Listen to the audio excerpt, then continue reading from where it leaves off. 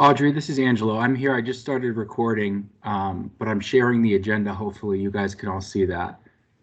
Yeah, it's a little bit small on the screen, but otherwise we can see it. Okay, I think it's a pretty long agenda. I'll try to make it a little larger, but you might need to ask me to scroll down when we're ready to. Yeah, that's no problem. We don't have anywhere close to the community college quorum yet, but I'm keeping an eye out.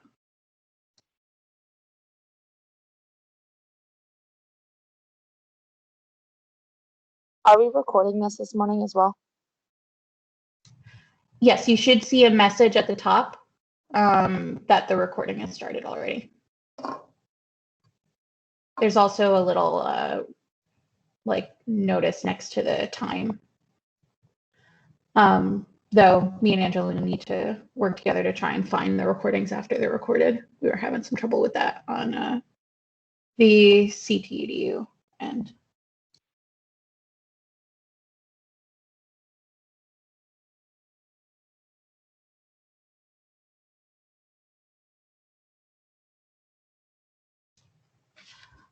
Trent, who are you? What school are you here for? I'm the director of student life at MCC. Oh, bummer. I thought I could count you for quorum. All right, I got you down. Thank you.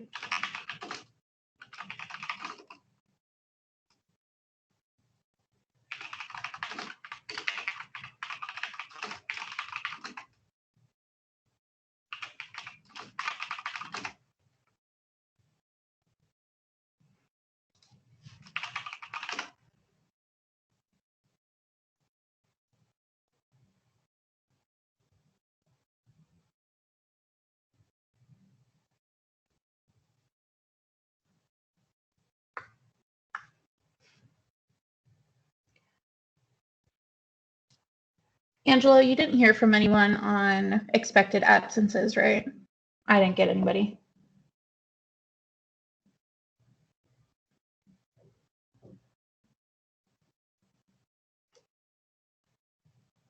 Angela?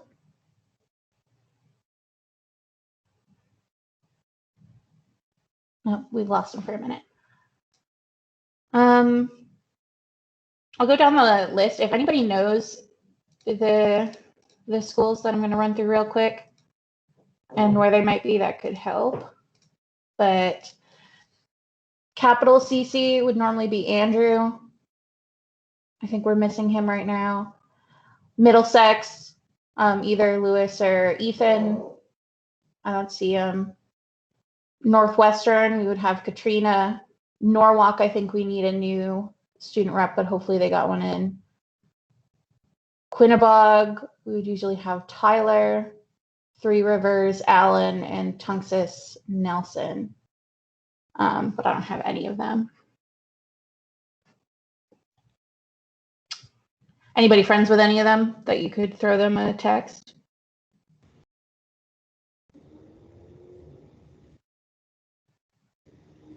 Because we're 2 under our minimum quorum for the colleges. We have full quorum for the universities right now. Full attendance.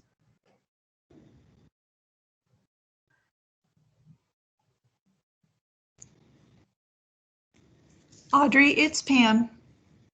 Hi, Pam. Hi, how are you today? I'm doing all right. How are you? Doing just dandy. On your recordings in Teams, they should be under either the chat icon or in Microsoft Stream, which would be one of the apps on the left side that you can click on, and it should be under either my content or there could be an option for meetings. Yeah. So you should be able to find it there. I've got a note in my chat stream that says that Angelo recorded it, so it's there. Yes. So because Angelo's the host and he's from an external organization from me, I can't access that, so he'll have to pull those from those places. Okay, but they're there. I think he's just been having some trouble with that, but I'm sure we can get it this week. Okay, super. Kevin Davis, where are you from? Quinnebog Valley Community College. Student? No, I'm the SGA advisor. Our rep is unavailable today, and the alternate also was unable to come, so I'm just taking notes for them. Oh, gotcha. We might not be able to meet today. We did get a Nelson just now. Nelson, you're from Tunsis, right? Yeah. All right, we are one under our minimum quorum. So we might have to meet informally. Or actually, is this body even allowed to meet informally? I think we might not be.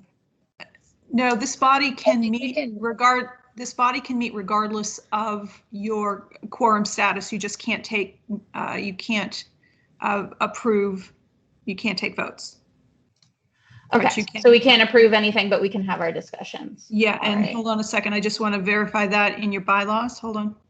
All right, we'll do a double check and then we'll get started. Okay. I don't actually think it's in our bylaws. Pardon me? I know the quorum I is, said but I I don't- don't know if the rest. Yeah,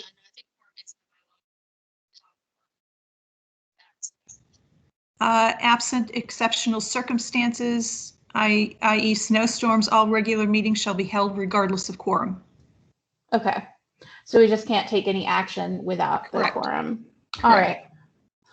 That's a bit of a bummer because we did have at least one major action we needed to take today, but maybe we'll gain someone over the next couple minutes. I have everybody on roll who is currently here, and I've noted our guests. So I'm going to call this meeting to order at 10:37 a.m. But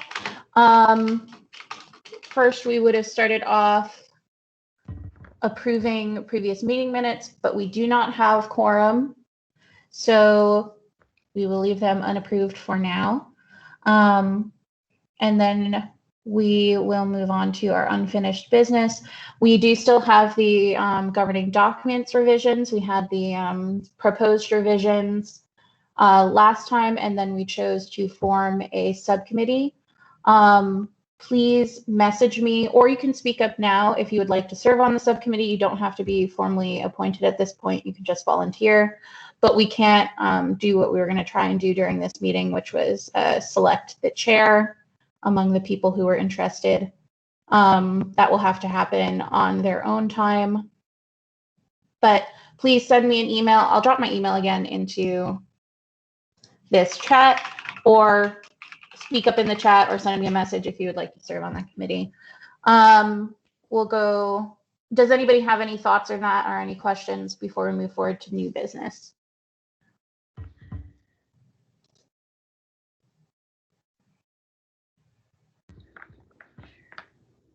All right. So new business, what I wanted to do today was a discussion of some of the legislation that's going on the state level for higher ed. Yesterday, there was a 10-hour hearing on some of these legislative initiatives. And tomorrow, there will be another public hearing, which I invite you guys to attend. If you pull up the agenda on your own, there's a link to the agendas for those public hearings and then the specific acts that they're covering. I'm going to drop some of these links for you guys directly into the chat so you have easy access. This is the March 2nd public hearing. I've just dropped the link into the Teams chat, and it has a link to all of the related legislation. And the second link is for the March 4th public hearing. You can also get to the recordings of the live streams on YouTube. Even though it's 10 hours long, it might be worth some of your time. I have been watching it in between other work this week, and particularly the parents testifying on behalf of, let me find the name of it, testifying on behalf of Bill number 954, an act requiring the reporting of accidental deaths at institutions of higher education, was exceptionally compelling and quite tragic. To give you a brief introduction to that one, which I did not list initially on the legislation of interest, that act, which is 954, it's very simple. The only real requirement of it is to add reporting for the number of accidental deaths on campuses each year to the yearly crime report and fire safety report that every university and college puts out. And the people testifying on behalf of it are the parents of students who died during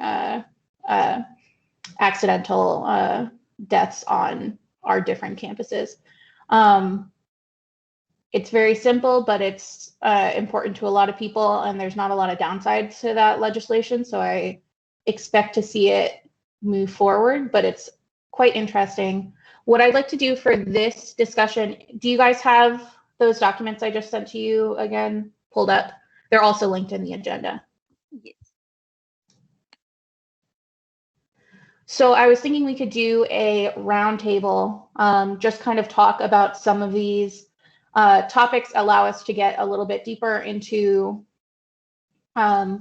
which of these do you guys think is really important, which should be on the radar for the Student Advisory Committee, which should be doing deeper research into.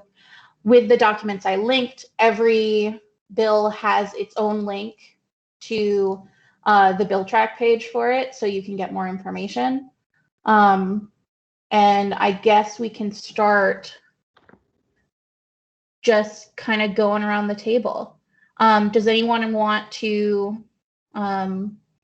pick one of these bills to kick off a discussion about your experience of the issue at your school? Can't see it. Who is that?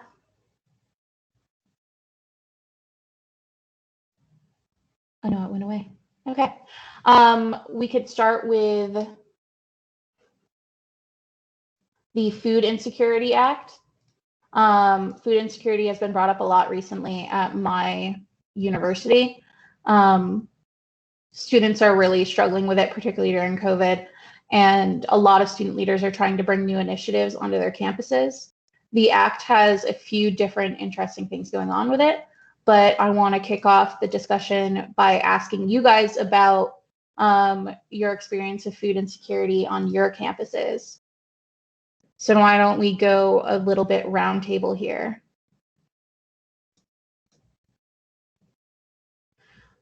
And great suggestion, Angelo. Could let's see if we can invite him for our next meeting. But these are like really important to the future operations of a lot of our organizations. So I really ask you guys to participate full-heartedly in this conversation.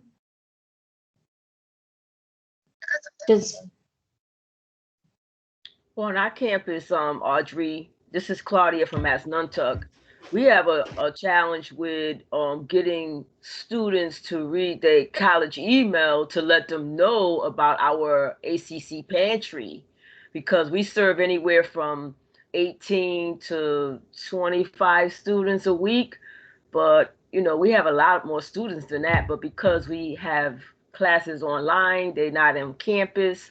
So we having a challenge with trying to even get them to read their college email, let alone we know they suffering from food insecurities. So, you know, that's our challenge at ACC. That's a great point. So a lot of it comes to communication too, and reaching the people who have the need. Does anybody else want to share how you're approaching food insecurity on your campuses? The food bank is a great point. I know a couple of you have food banks on your campuses, and many of us don't. Haley? Yeah, so I just want to piggyback off of her, because being like SGA president, like we try to say at like every SGA like meeting, like, hey guys, check your email. And then we have people that come back that like have talked about like oh, like I was looking for the pantry, or like I'd never heard of it. And we always try to say like, oh, just check your college email. And I know so many people that don't come to events as much because they don't even realize that it's in their college email. So I think it's like the miscommunication thing, because I do know so many people personally and just walking around the campus, like that people like have like problems with that. So like I don't know like if there's like a suggestion or something to like have people read their college email.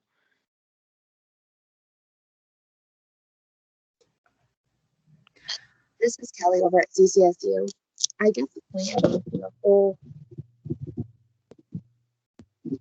but we also had some discussion, and I honestly don't remember if it was at Tunxis when I was there or at CCSU now, about having the professors put it in their syllabuses along with like other important information for the campus so that we're reaching them not only through email, but through their syllabus, through their coursework. Like I recently had a professor email out like the student center hours, which to me was super helpful. So perhaps that's an approach that we could take. That's a great point, Kelly. I think the way you might approach that is for each of you guys, or to send, you can pick somebody from your SGAs, but go to your faculty senate and make that request. Cypress, you were raising your hand. Yes, so coming from a school that has an actual pantry, it's in our Cougar Press every single week, and our director, who happens to be on, is very active and goes to ShopRite a lot to fill up the pantry, and also gives gift cards and things of that nature.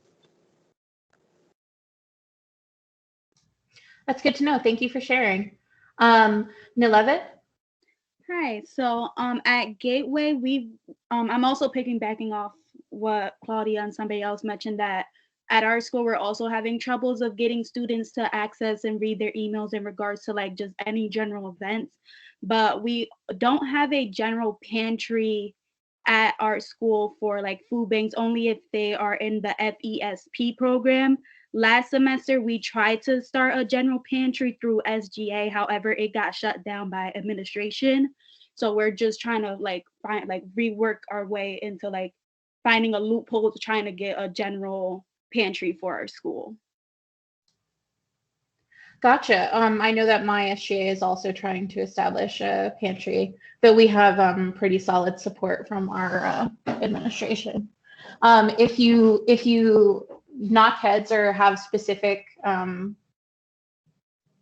basically, if you want to bring at some point a report to us about specific efforts by your administration or reasons why they aren't interested in a pantry, you could definitely share that with us, and maybe we could help you bring back advice to your SGA on how to handle it. Okay, thank you.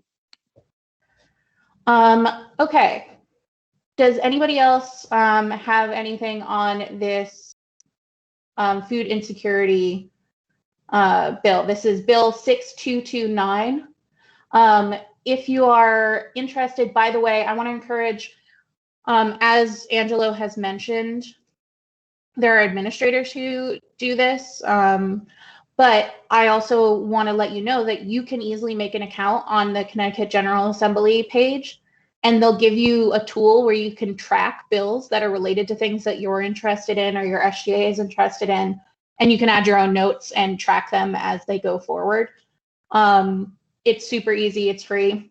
I recommend any of you at all interested in legislative developments and advocacy take a chance on that. But as we are about to move forward, does anybody else have anything further on the food insecurity bill and what it's proposing?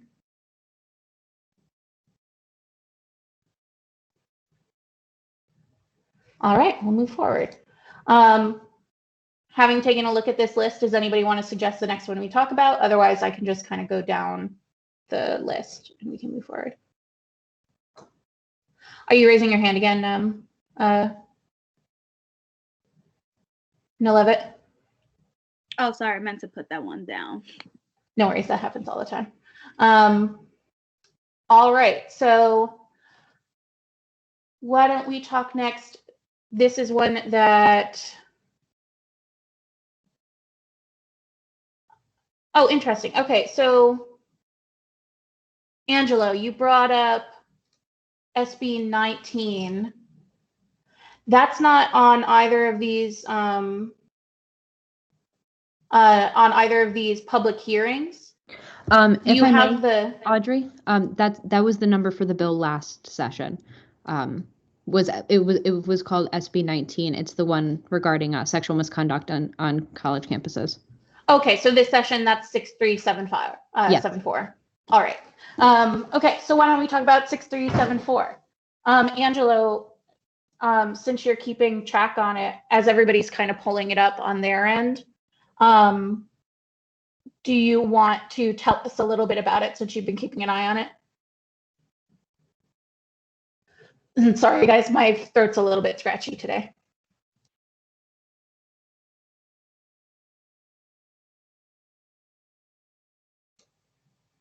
I'm having some technical difficulties, so I'm going to mute myself for a second and then try to rejoin.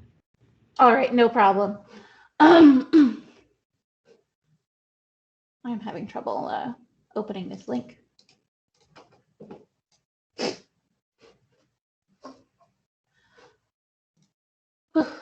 By the way, we can have this quick discussion while we're waiting on that.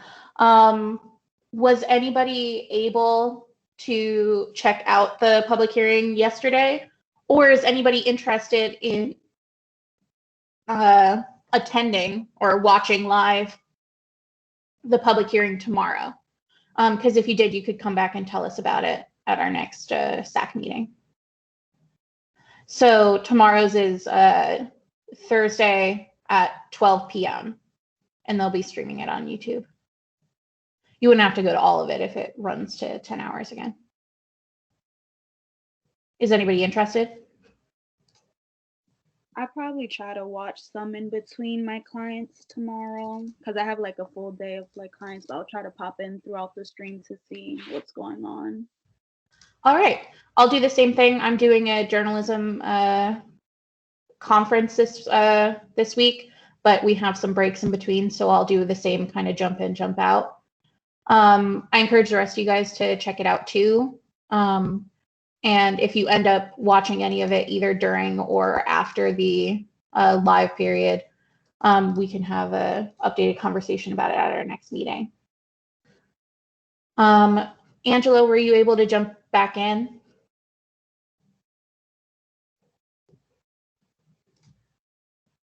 Oh no.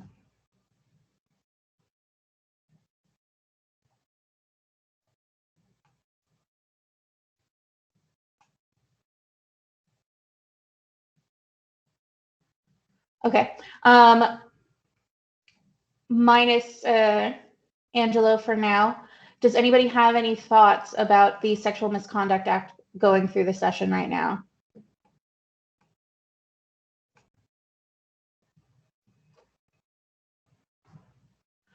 Or like we did with the food insecurity, you can help us contextualize the issue by sharing anything you've noticed regarding sexual misconduct or sex crimes on your college campus.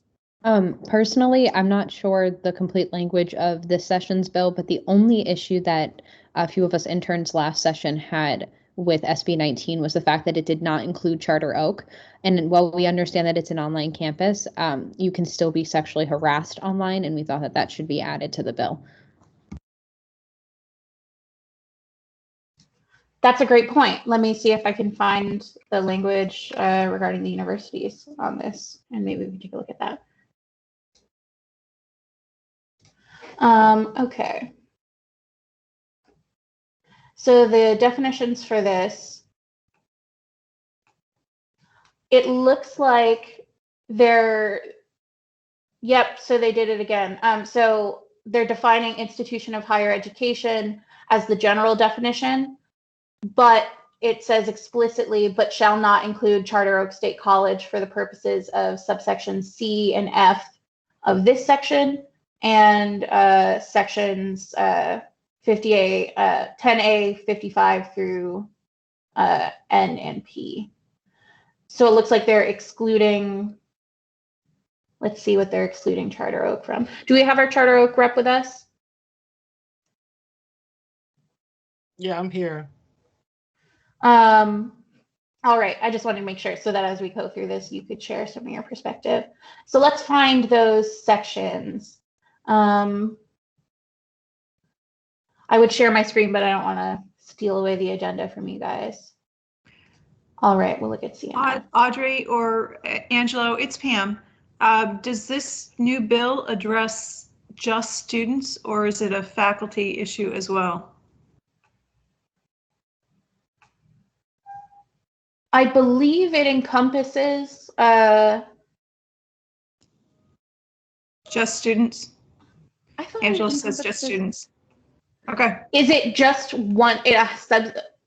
So it's I thought it only was on-campus crime regardless. So it's only students versus students. It's not a student v faculty or faculty v student or faculty v faculty or staff v staff.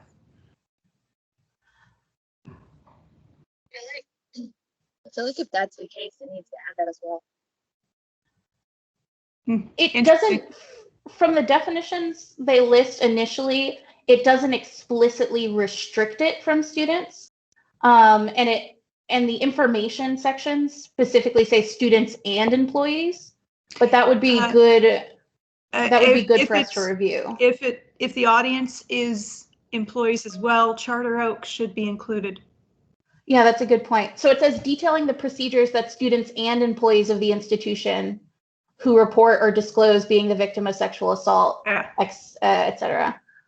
So I'm finding right now the specific exclusions for Charter Oak. It's just taking me a second. All right, thank you for coming, Trent.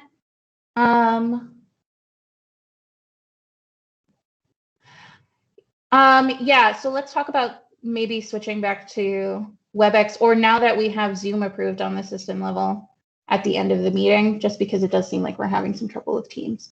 But returning to this C and F. So C, which excludes Charter Oak, says the formatting's a little bit hinky.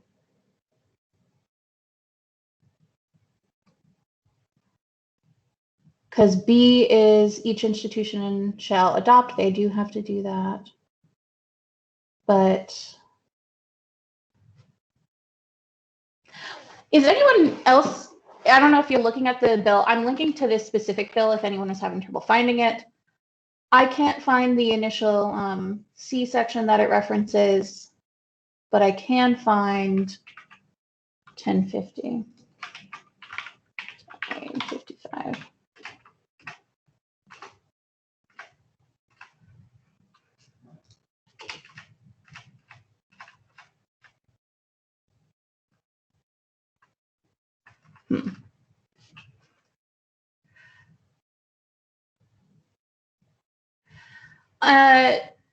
Antonia, from what you saw, looking over this last session, what explicitly were they excluding Charter Oak from?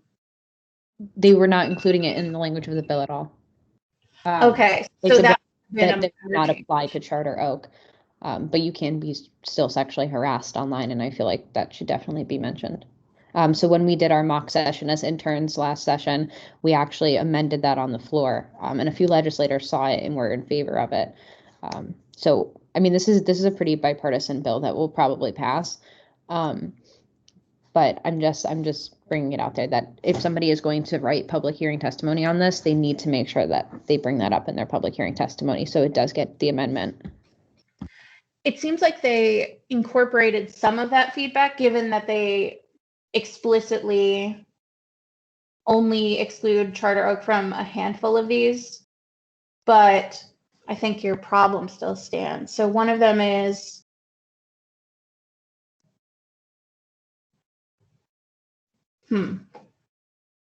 it's actually quite hard to find what Charter Oak is excluded from, because section 1, I cannot for the life of me find C and F. F is, yeah.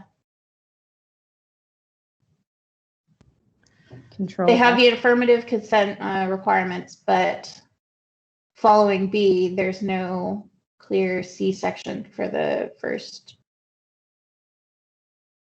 section, which is a little bit odd. Teddy, would you like to bring this bill back to your student government to raise some of the concerns that we've been talking about regarding Charter Oak's role in this bill? Yeah, for sure. Our next SGA meeting is actually next week, so I'll bring it back and have a discussion. And then you can tell us how it went. Of course. And then let's look at some of what Angela brought up. Angela mentioned that Part A adds an amnesty provision to the general statutes for students who report an incident of sexual misconduct, but are also in violation of a campus drug or alcohol policy. Okay, so that's in theory, in addition to prevent students from not coming forward because they think they're going to get punished for another violation, or from the perception that a student could be retaliated against for reporting. Part B creates a council on sexual misconduct climate with surveys tasked with identifying and improving surveys for use by all of the higher education institutes. And Part C requires that those higher education IHEs have to administer that survey once it comes through. All right.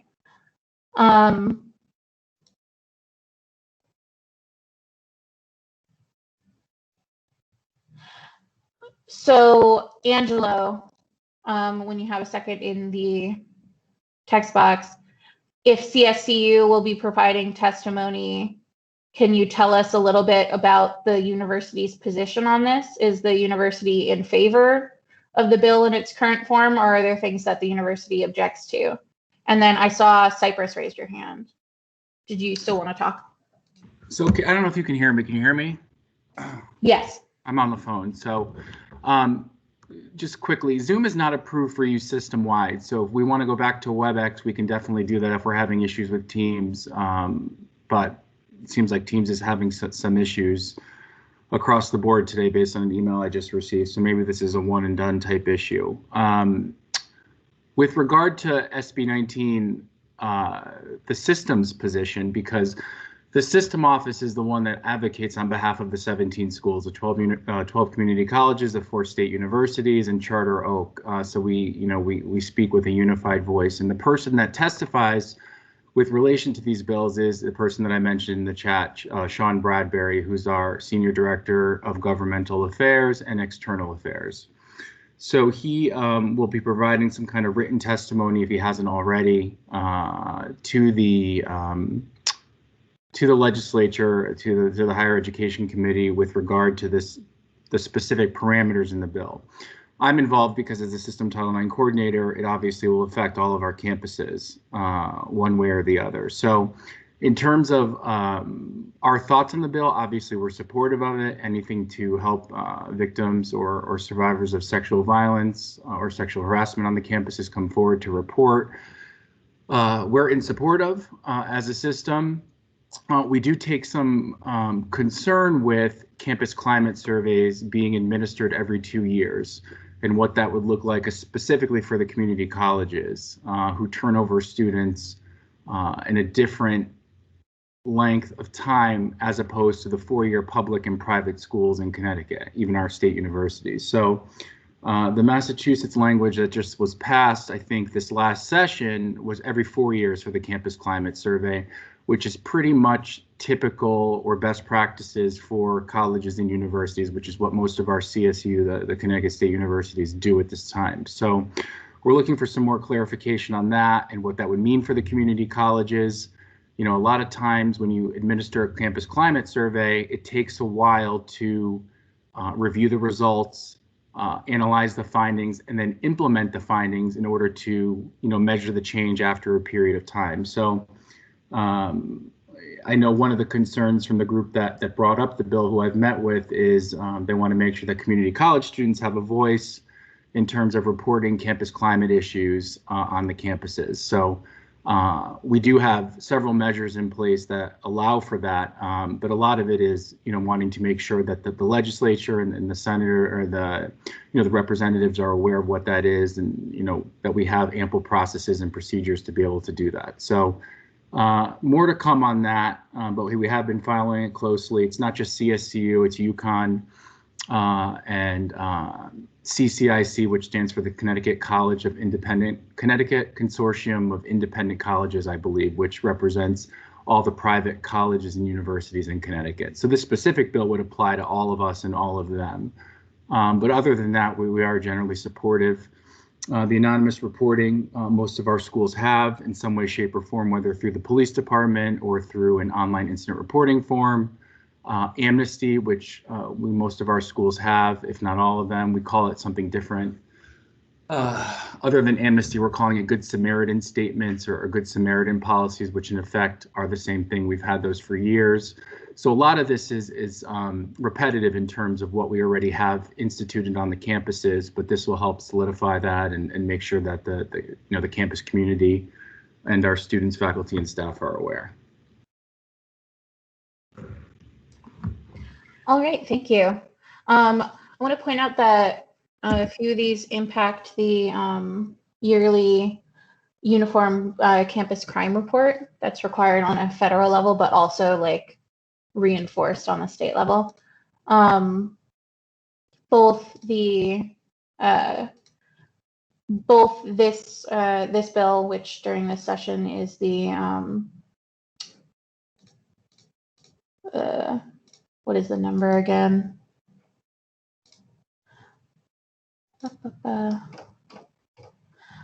6374, and the accidental deaths bill basically supplement the reports that have to come out every year. So additionally, in this Sexual Misconduct Act, they would ask for the results of those climate surveys to be posted on the website along with the Clery report, so that people could see both the reported crimes, which include sexual crimes, and would be able to see from the climate report the number of people who said that they were actually involved in something like that might not have gone through the criminal process on their campus. So you would essentially end up with, these are the official crime statistics for sex crimes on this campus, and then these are, this is the count of people who said that they were involved in, however they phrase it in the ultimate version of the survey, but had been the victim of a crime that had not been reported, or X, Y, and Z. And then the Accidental Deaths Act would do something similar, where the school has to report the number of accidental deaths in a year, every year. There were a few people at the hearing yesterday who came forward and really staunchly advocated for at least every 2 years for the survey, where obviously there are people on either side of that. The frequency is something that we could get into, thinking about where we stand on it, because there's this balance between survey fatigue and what's useful, and then if those statistics would further inform students of their safety and other information they need to know on campus. So that's definitely an ongoing conversation.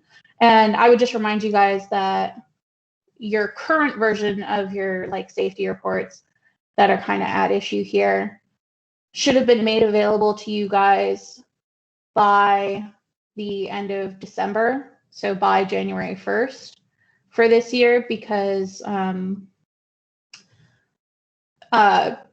there was a extension to the deadline due to COVID. They typically should get to you by October 1st. And your student government should definitely be reviewing those if you haven't yet. and the time at which you got them, because if your university is distributing them late, that's something that we could, that's information that we could all use. And it looks like Angelo has pulled up a resource here if you want to tell us about it. All right, cool. So there's a single page that has all of the reports collected on it. I will tell you guys, this is something that I've learned from my reporting. At my university, at least, we haven't swapped over to the sex crime categories that were required from the 2015 amendments to the Violence Against Women Act, meaning that we didn't swap from forcible and non-forcible sex offense reporting to reporting of the 4 required categories of, I think it's rape, incest, statutory rape, and fondling. And I'm doing a review of the other colleges and universities to see if that was appropriately implemented back in 2015. But also the deadline thing is definitely something you guys should keep an eye on, because if your colleges and universities aren't distributing it by October 1st every year, or by, for this year, January 1st, that's a bigger issue that you can bring back to your SGA, and you can question your campus police departments or other people who are responsible for that distribution on, because it's a requirement for federal funding. Does anybody have a question about this intersection of campus safety, or something you want to share from your campus about accidental deaths, about sexual misconduct, or about the Cleary report specifically? Cleary report, but it also might be called the Uniform Crime Report. Usually comes with the Fire Safety Report every year. Campus Safety Report as well. It's from the Cleary Act, so it's colloquially the Cleary report. That was an answer to Kelly's questions in the chat. So any thoughts, anything you want to share about your campus when it comes to sexual misconduct, accidental deaths, or crime in general? And here's an easy question. Have any of you guys taken a look at the Cleary reports for your schools this year?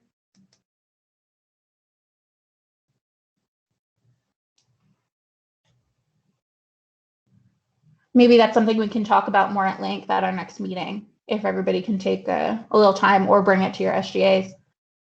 All right, we're still going generally through everything. One we definitely should just mention is that tomorrow is the hearing that's going to cover 6404, which is the act that's going to allocate for the funding for the debt-free community college program. Which is obviously super important. Oh wait, quick pause. On those of you who say you haven't seen it, if you want to do me a favor and make sure that you actually got the email, that would be good to know. So if you want to search your emails, you should have gotten an email on that day or earlier. You can search for security report, Cleary report. They might be calling it different things. But 100%, it's a requirement for your college or university to have distributed it to you.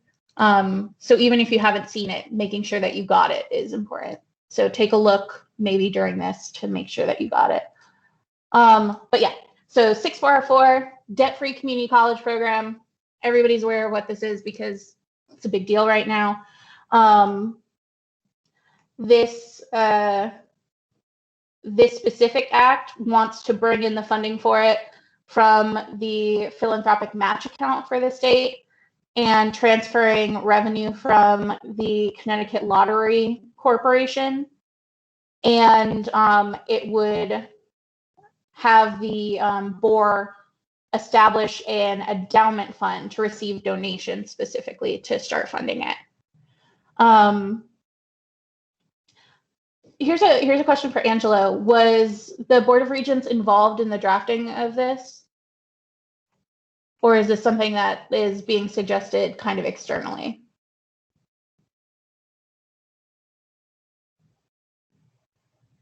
I'm sorry, the debt-free community college? The specific bill about where the funding should come from. I think the system office has given suggestions, but the sponsors of the bill, along with the governor's office, have really been the ones to drive where the funding would come from. Originally, when the bill was passed, you might remember that they were supposed to create a new e-lottery or online lottery program through Connecticut Lottery that would fund the community college program. I'm not sure where that ended up landing, or if it was, ended up coming to fruition or not. But for this PACT program, for the debt-free community college, currently the system office has been paying out of our reserves in order to fund it. And that has not been the original intention of the program, or something that we can do in the long term. That's why we've asked the state legislature and the governor's office to find funding that would solidify the program and make sure that it, exists in the years to come. So we're hoping Angela, If I may. it's Pam. In the February board meeting, we heard from Ben Barnes that the proposed governor's budget included appropriations for the PAC program going forward. It might be a good time in your next meeting to hear again from Ben on the funding of that program, so he can bring us up to speed. If I may, the governor actually posted on his official page yesterday that they reached an agreement with the Mohegan tribe as far as how to go about online gambling, so that's still an option. Interesting. But it is even before that agreement had been reached, it was in the proposed governor's budget. So we should hear from Ben for the fiscal year coming up. So might be an interesting discussion. And what should be interesting, and this we can keep an eye on if this passes early on in this session, which would be great. If we have the opportunity to, there is a 30-day period with the initial offerings of the online lottery games, where after that 30 days, they have to send a report to the Board of Regents regarding like the deposit amount for this program. So if this passes early enough in this session, we can kind of put that on our calendars, keep an eye on the games, and then keep an eye out for when the Board of Regents receives that report to see what that'll look like in practice. Let's definitely invite. Once again, Audrey, Ben will have those updates. Yeah, I was about to say, so we should definitely invite Ben, like Helene suggested. So we have this kind of remaining list of a handful of legislation. Depending on how this next hearing tomorrow goes, it might change the conversation a little bit. But I wanted to introduce you to a few of these, encourage you to make an account on the CGA website so that you can track any that you're particularly interested in or that may impact us, so we can have shorter but regular conversations on some of this legislation, particularly if we ultimately want to participate in this process or take a stance as the committee. Does anybody have any questions about how you can access this information between sessions and keep up to date with it?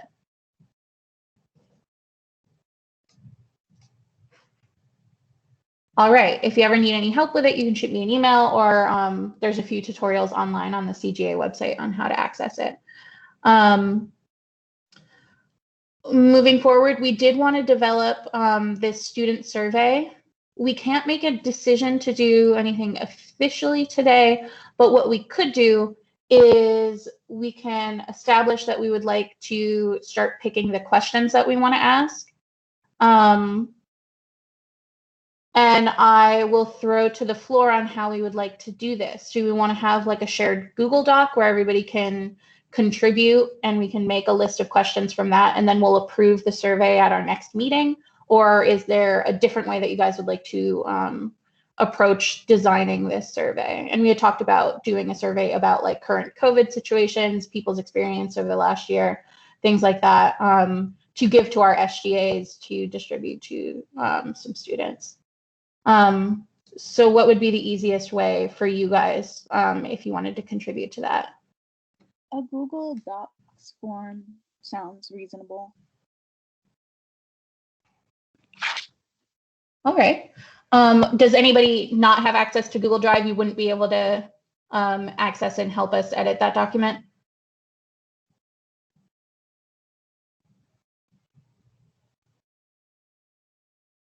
All right. Oh, Kelly? I have access to Google Drive. The only thing that I would suggest is to make sure that we all have easy accessibility to click the link. And I say that because someone sent me one yesterday and I had to request permission to get into it. So whatever like security is put on it, to make sure that that's an easy flow. Yeah, so maybe what we'll do is following this meeting, I'll send a direct invite to our full our membership emails. That way you have an actual invite and not just the regular sharing setup. Okay. Does anybody have any questions or suggestions about that as we kind of kick it off? We'll have to make formal decisions about it at our next meeting.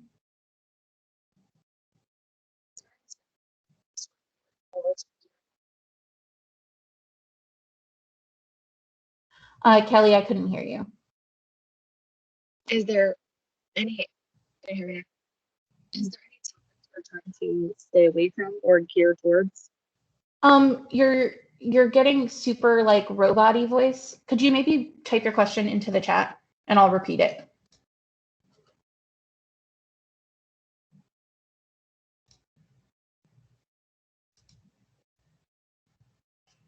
Just give us 1 second, guys.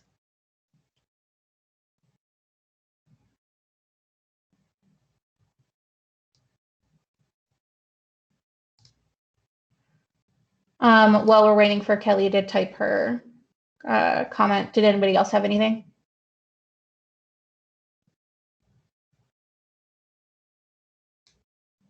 All right.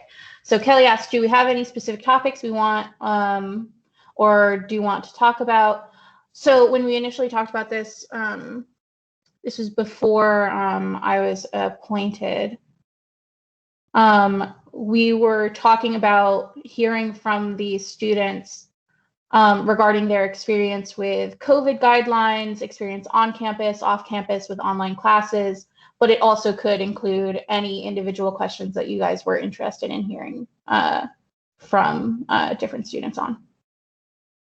But I think that was the overarching purpose given the context of the year. Audrey, this is Claudia from Asnuntuck. I wanted to know, can we discuss anything about diversity and equity and inclusion? I think that would be great too. That's been a huge focus for this year at a lot of different institutions too. So it might be the perfect time to do that. Thank you. Matt asks, has there been any issue with insurance from COVID testing on campuses? That would be good for us to find out. At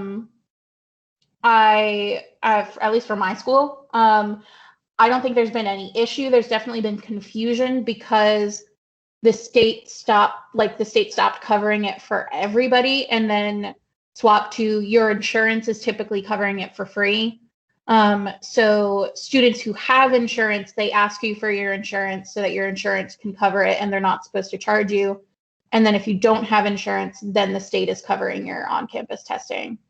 That's at least the case at WestCon. I don't know if anybody else wants to share their experience with that. For those of you who are at schools where you have on-campus testing.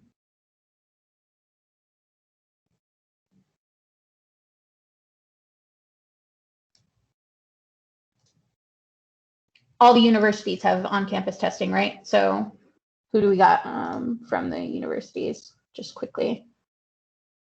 Maybe Brandon, what's the situation over at Southern? Do you mind repeating the question? I'm just having a little bit of trouble hearing you. No problem. So Matt asked about the situation with testing on campus. Oh, okay. So with insurance, I know there was a bit of a switch over at our school. Yep.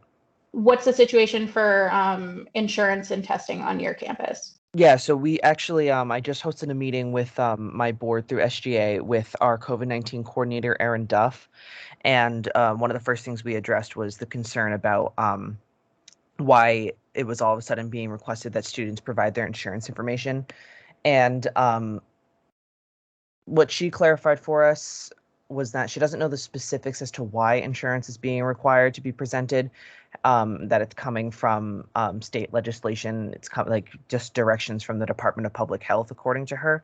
And despite the fact that students are being requested to provide their insurance information, that there have been no instances of anybody being charged. They will not be charged at all. It's very similar to how if you go to get a test at, say, a CVS drive-through, you had to provide your insurance information, but you don't have to, pay a copay or anything like that.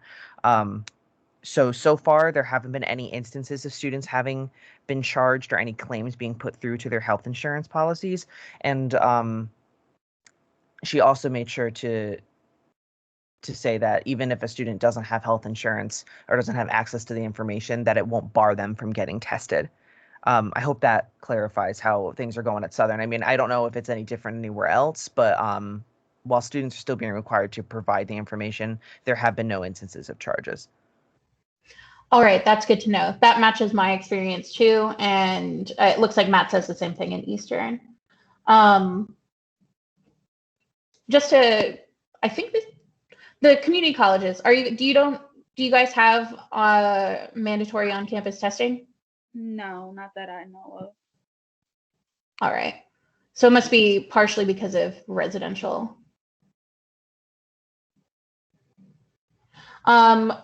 Just as an aside, pulling in what Kelly mentioned in the chat, I'll repeat from her.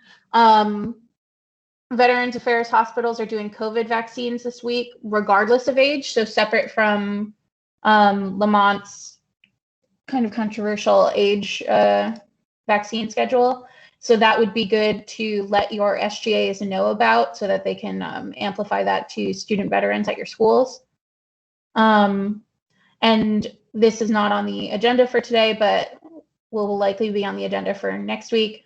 There are a lot of concerns coming from students with disabilities and underlying conditions because they have been pushed to the end of the vaccine schedule by the announcement from Lamont.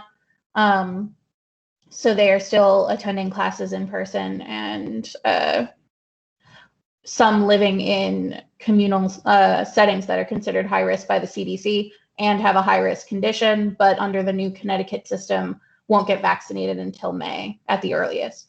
And that's a concern at a lot of different colleges and universities if you want to bring it up to your schools.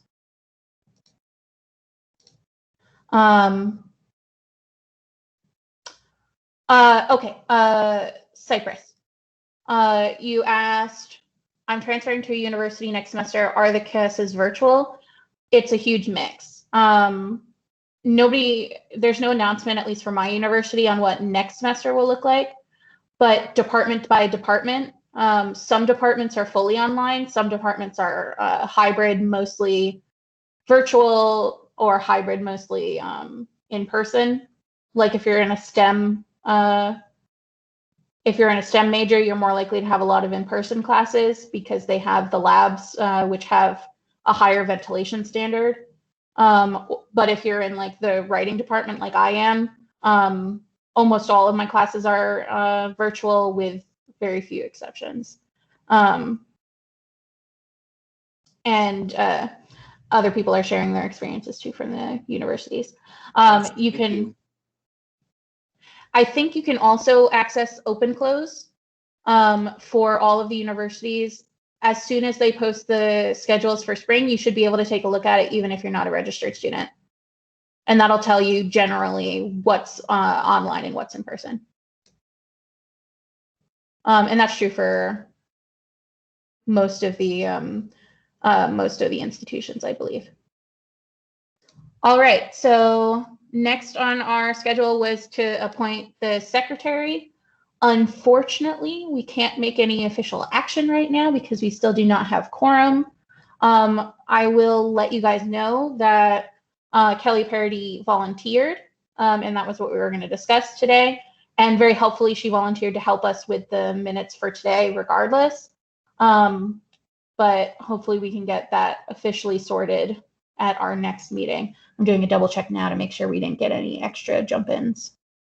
Nope. But since we are not able to cover that, we have gone through our whole agenda. Does anyone else have any business for us? Otherwise, I will call the meeting to a close momentarily.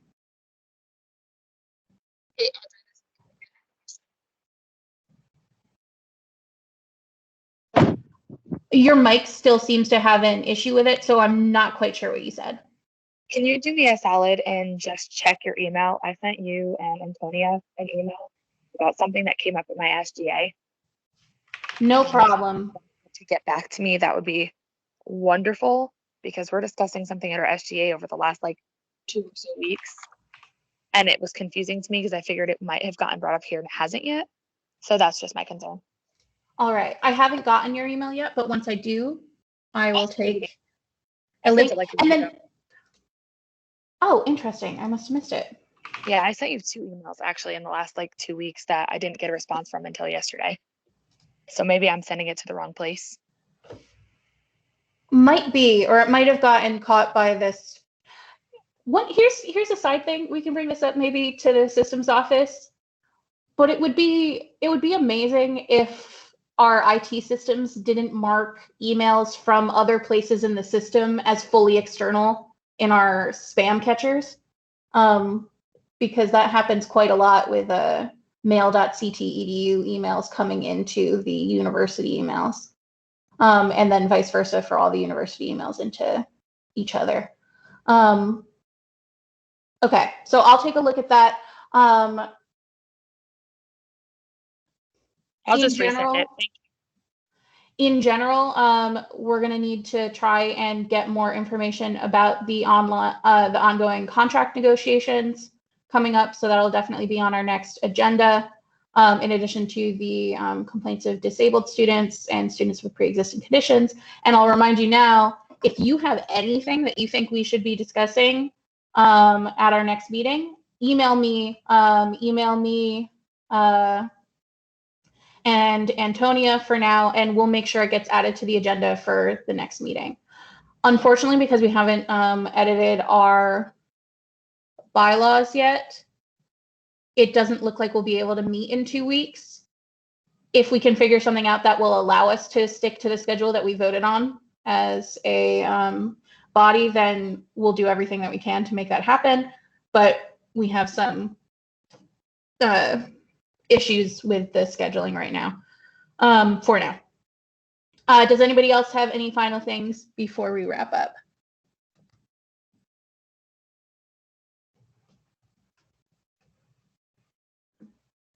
All right, with the agenda